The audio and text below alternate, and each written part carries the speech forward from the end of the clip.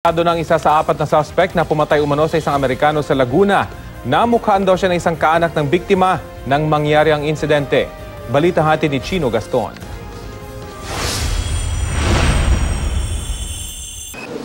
Inaresto ng pulisya si Leomar Goban Caneta matapos positibong kilalanin ng mga kaanak ng biktima.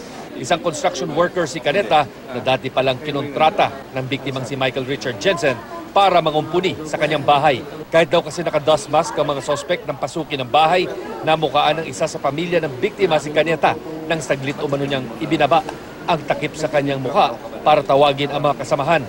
Ayon sa investigasyon ng pulisya, dumaan ang mga sospek sa matarik na pampang na nasa likod ng bahay at binasag ang glass door.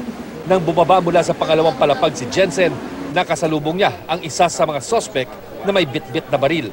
Nagkabulagaan sila, sir. Kaya nabaril siya, sir, nung suspect po natin. Ang tama kasi po niya, sir, dito po, sir, sa chin.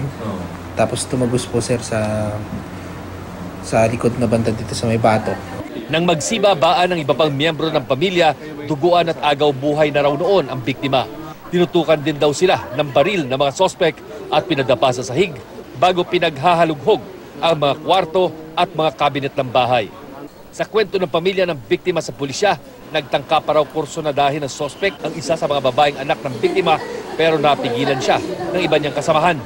Todo tanggi naman ang sospek sa paratang. Paano po ako makapasok ng subdivision na yun dahil po malabo po ang mata ko.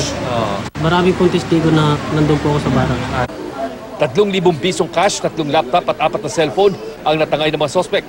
Pinaghahanap ng Cavite Police ang 3 pang kasamahan ni Caneta. Chino Gaston, GMA News.